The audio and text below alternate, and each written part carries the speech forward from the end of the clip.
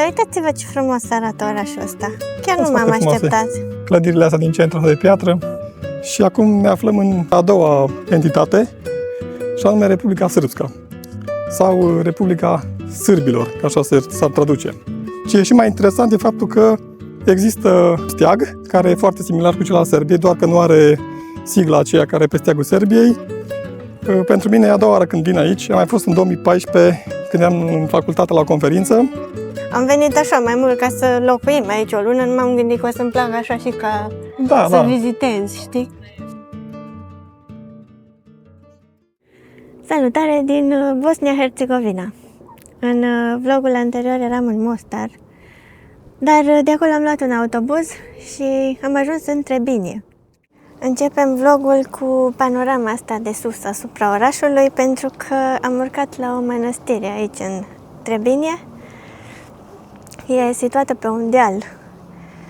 Se numește Mănăstirea Gračanica, dacă pronunț bine, și am înțeles că e o copie a mănăstirii cu același nume din Kosovo.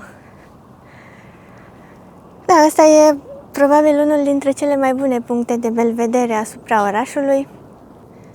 E foarte frumos amplasat orașul ăsta, pentru că e așa la baza munților și traversat de râul Trebișnița. Toți munții ăștia pe care îi vedem în jur fac parte din Alpii Dinarici. Sunt munți calcaroși, nu foarte înalți. Cel mai înalt vârf are undeva la 1200 de metri, dar e spectaculos peisajul.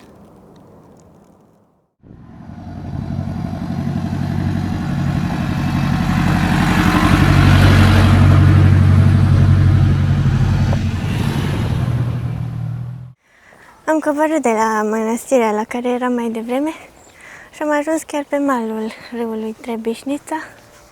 Aici, la fel ca și în Mostar, există un pod vechi, otoman, din piatră, care e unul dintre simbolurile orașului.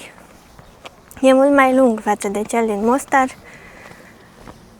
are mai multe arcade și a fost construit în 1574. Doar că inițial era la vreo 5 km în amonte față de Trebinje.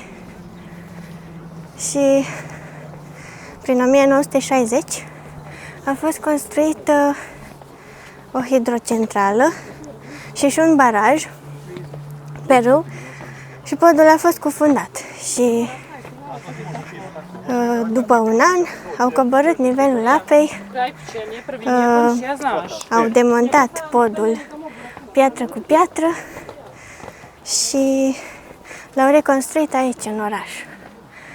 Și din cauza asta n-a mai fost inclus în UNESCO ca și podul din Mostar, pentru că i-a fost schimbată locația. Acolo eram, la mănăstirea Gračanica, și am coborât printre casele oamenilor până aici, pe malul râului. Foarte aproape de Trebinje e orașul Dubrovnik. E la vreo 30 de kilometri, dacă nu mă înșel. Și pe lângă faptul că suntem aproape de granița cu Croația, suntem aproape și de granița cu Muntenegru, pentru că tot la vreo 30 de kilometri distanță e orașul Herceg-Novi. Deci e foarte bine amplasat orașul ăsta. Vă spuneam în vlogul anterior că Bosnia și Herțegovina e un stat format din două entități, sau aproape trei, să zicem așa, mai un mic district se numește. Noi data trecută, când eram în Mostar, eram practic în ceea ce este Federația Bosnia și Herțegovina, și acum ne aflăm în a doua entitate, și anume Republica Srpska, sau Republica Sârbilor, ca așa s-ar traduce. Deși nu e un stat independent, adică nu e recunoscut, sau cum să zic, ca și un alt stat, în momentul în care s-a încheiat pacea din războiul bosniac, în 1995, în urma acordului de la Dayton, de care vă spunea Andrei în vlogul trecut, s-au înțeles părțile ca să fie două entități în care bosniacii, majoritar musulmani, să locuiască și să trăiască în partea care astăzi este Federația Bosnia și Herțegovina și sârbii să locuiască în ceea ce este Republica Srpska.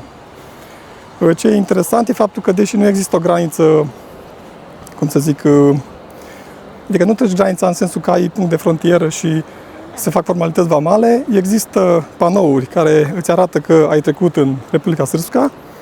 Pe hartă se vede clar delimitarea ca și o graniță și ce e și mai interesant e faptul că există steag, care e foarte similar cu cel al Serbiei, doar că nu are sigla aceea care e pe steagul Serbiei. Există o emblemă și există chiar un parlament. Adică ei au un președinte, un prim-ministru și un parlament care e ales doar de populația din Republica Srpska. Deci Trebinje se află în Republica Srpska și aici, dacă o să vă plimbați prin oraș, o să vedeți că steagul Bosniei, cred că l-am văzut de 2 ori, la o clădire administrativă care ține de, cred că de poliția, pentru că poliția e poliția bosniacă, adică nu au poliția locală, să zic așa. Până în 95 sau nu, până în 2000 au avut și poliție, după care s-au înțeles să fie o armată și o poliție comună. Și în rest o să vedeți steagul Republicii Srpska, adică un steag în 3 linii, cu exact ca la Serbia, dar fără acea emblemă. Dacă vă întrebați cum am ajuns să alegem să venim la Trebinje, să zicem că au fost mai multe motive. Pentru mine e a doua oară când vin aici. Am mai fost în 2014, când eram în facultate la o conferință, pentru că trebuia să merg la conferință și era cea mai ieftină pe vremea aia, cea mai apropiată, adică din opțiunile de atunci. Și nu știam de Trebinje absolut nimic. Când am văzut că e conferința aici, mă gândeam ce oraș e ăsta, dar mi-a plăcut, așa cum arăta orașul, cum e zona. Și atunci am stat vreo 5 zile. Am avut și excursii la Dubrovnik și aici în apropiere.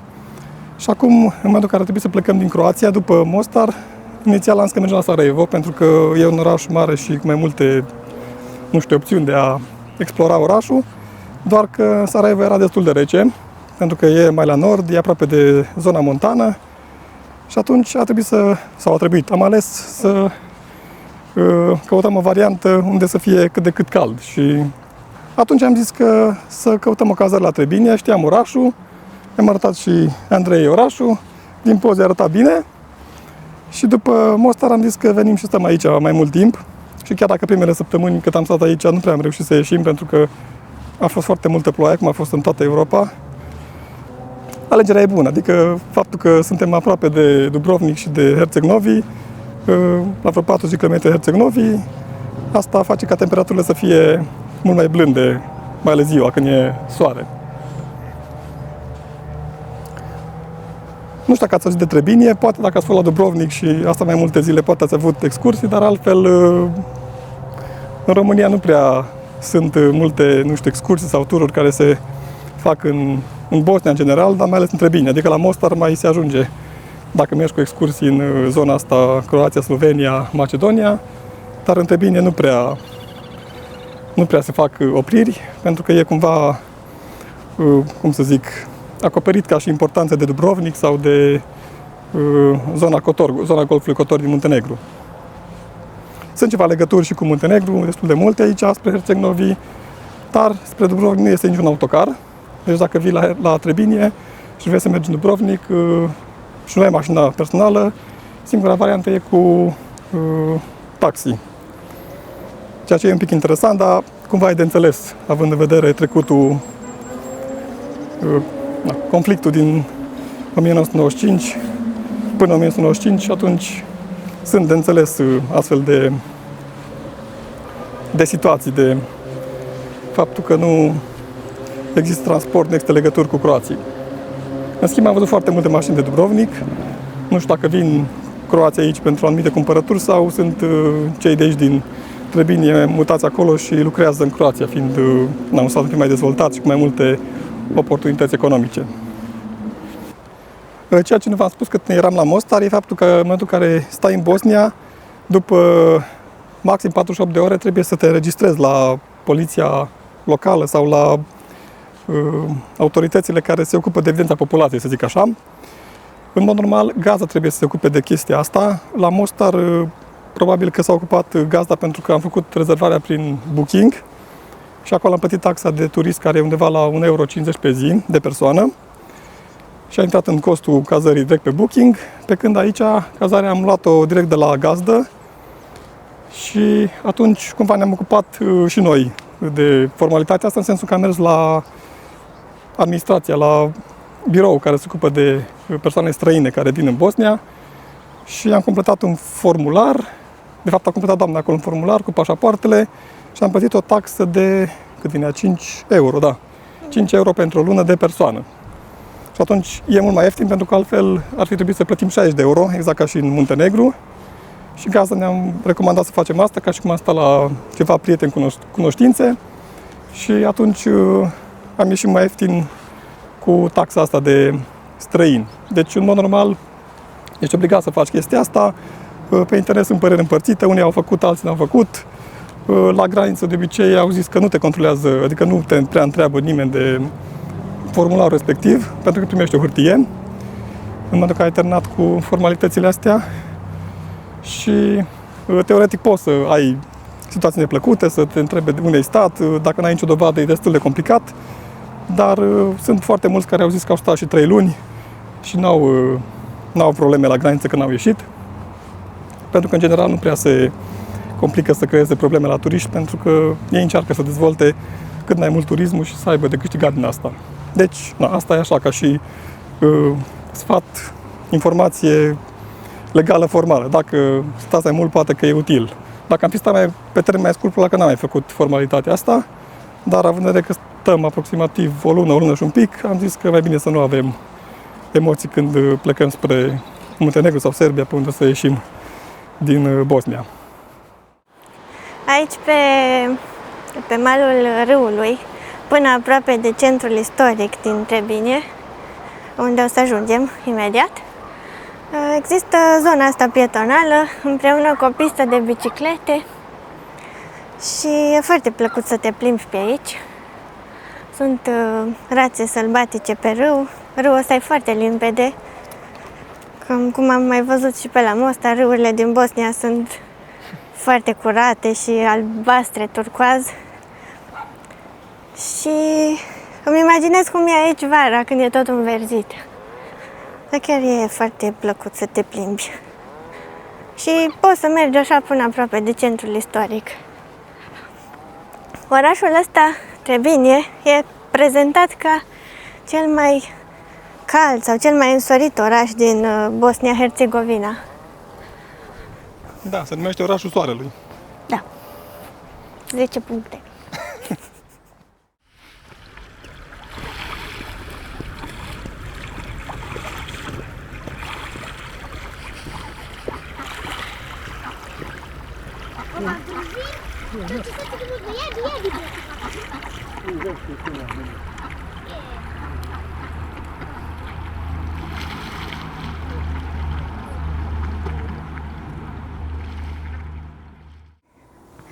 Am ajuns în centrul istoric din Trebinje.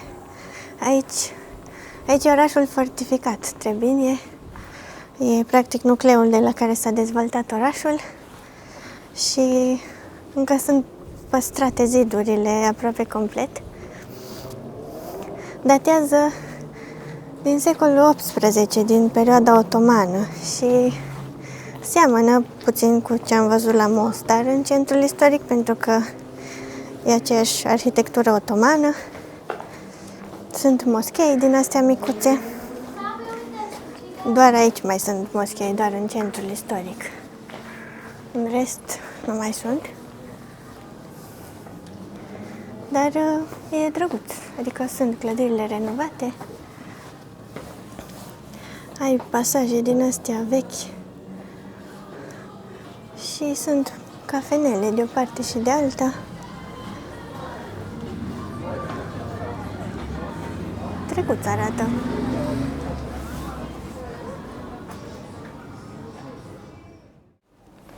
Da, centrul ăsta istoric e destul de bine amenajat. Sunt multe case vechi renovate, mai câte mașinuțe din asta foarte veche. Asta cred că un Fiat din ăla, nu știu, 500 sau cum era, dar Sunt multe pe aici prin oraș, doar că unele sunt paragine, dar asta chiar e drăguț întreținută. Dar sunt multe care încă merg pe stradă. Da, da. Dar și uite aici sunt moscheile, chiar în centru, dar nu am auzit deloc. Deci dacă în Mostar se auzea, Nu se aude minaretul da. deloc. Și asta pentru că majoritatea musulmanilor, după ce s-a încheiat pacea, s-au dus în Bosnia, practic în teritoriul care e actual Bosnia-Herzegovina, și sârbii de acolo au venit în ceea ce e astăzi Republica Srpska și atunci cumva s-au separat și da. au încercat să fie așa un fel de comunități omogen din punctul de vedere. Uite aici ce fain e măslinul ăsta. Măslin, da. Chiar aici Da, în pe arta mijloc. apare ca măslinul spaniol. Așa scrie acolo. Sunt foarte multe pancarte de-astea turistice care sunt scrise doar în alfabetul chirilic și nu-ți dai seama ce scrie. Da, e drăguț așa, din punct de vedere turistic, e foarte fain centrul ăsta istoric. Da, sunt multe terase. Da, și casele astea în stil otoman sunt, unele sunt unități de cazare, altele sunt case de locuit, cum e de și asta. vânzare. Da, e de vânzare. Și terase, foarte drăguțe așa, Da, e frumoasă atmosfera. cochete. Mai sunt și care nu sunt chiar renovate, dar în mare parte e renovat centrul istoric. Chiar îmi place atmosfera. Și nu Da. m-am gândit să fie așa întreținut. Nu e foarte mare centrul istoric, nu e foarte întins, dar atât cât e drăguț. Uite, magazine cu suveniruri. Da.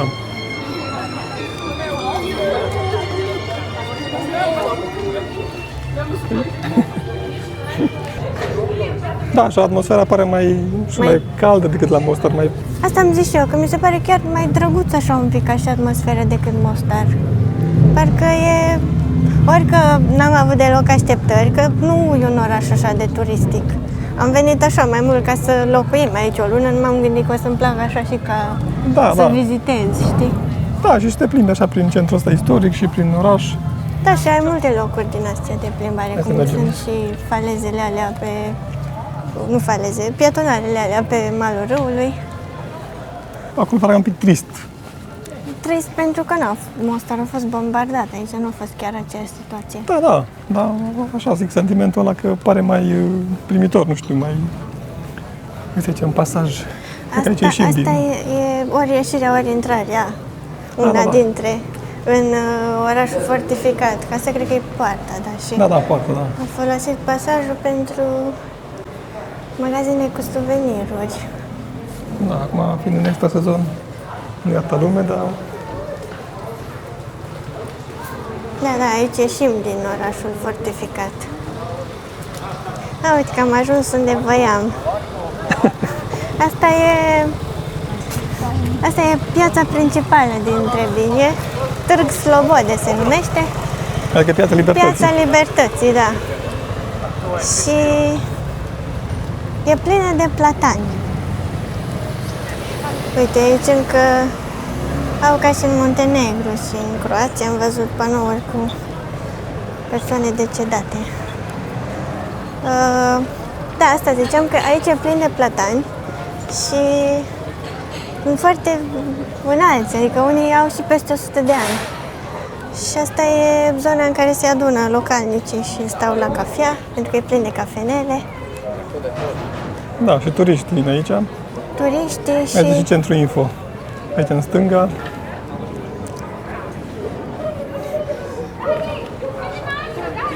Și am văzut imagini cu piața asta vara și efectiv se transformă așa într-o oază de verdeață și umbră. Cred că e foarte plăcut să stai aici vara. Da, pentru că vara acolo e foarte cald în oraș. Da, și aici se adună toți, tocmai pentru că e umbră.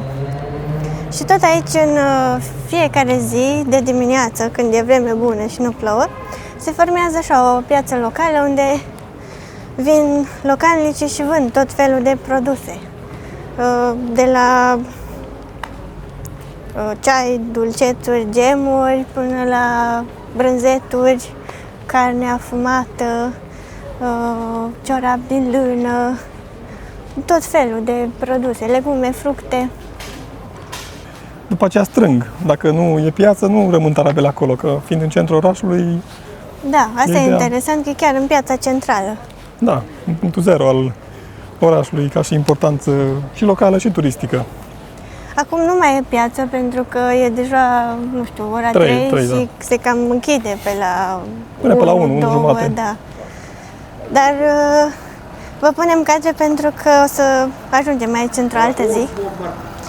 Și e o piață așa, specific balcanică. Da, da, da. Exact ăsta e cuvântul. Și, da, e interesant. Da, cred că se păstrează chestia asta. Seamănă un pic cu ce am văzut în Georgia, dar puțin mai mic, așa, ca și întindere, ca și produse.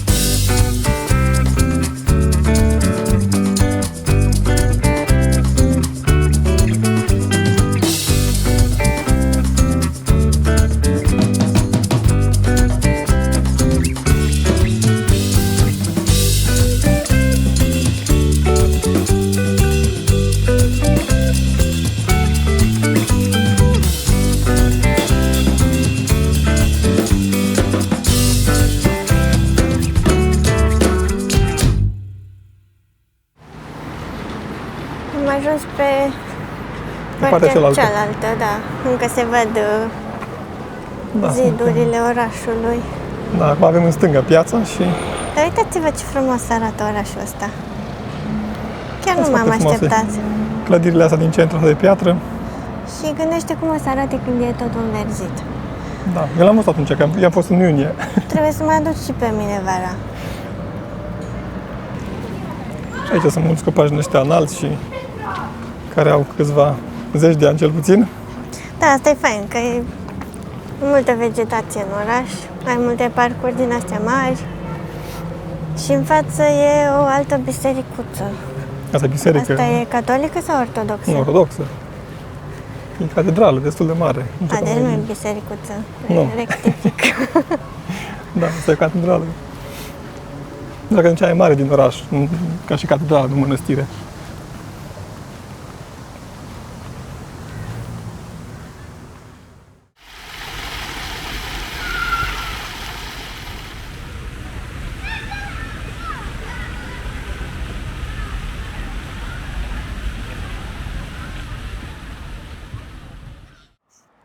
Chiar când mergi în centru istoric, sunt clădiri, blocuri din astea mai vechi, de pe la 1960, să zic.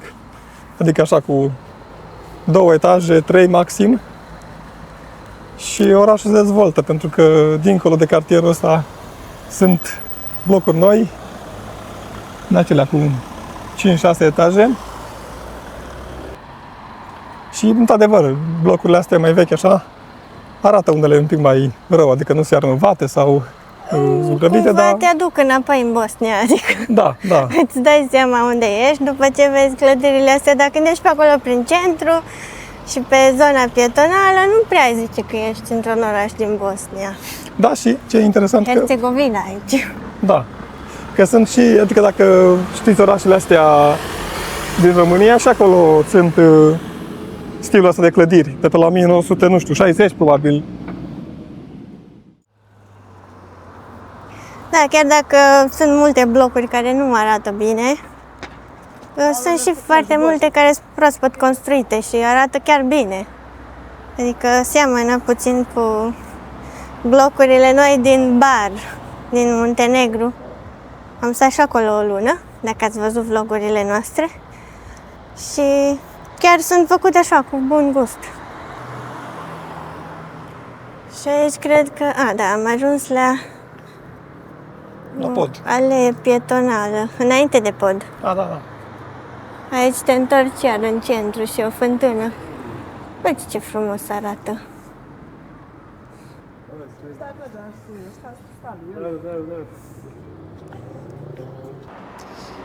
Poate ați observat pe cadrele de dinainte că aici, chiar lângă oraș, este un vârf. Sunt mai multe, așa, e o creastă, dar cel mai înalt vârf e vârful Leotar și are aproape 1300 de metri. Și o să încercăm și noi să urcăm acolo. Am văzut că sunt două variante de traseu pe care poți urca pe jos și mai e unul cu bicicleta, care ocolește destul de mult. Și de acolo e o priveliște foarte largă, așa, spre Muntenegru, poate chiar până spre Croația, dacă e senin perfect.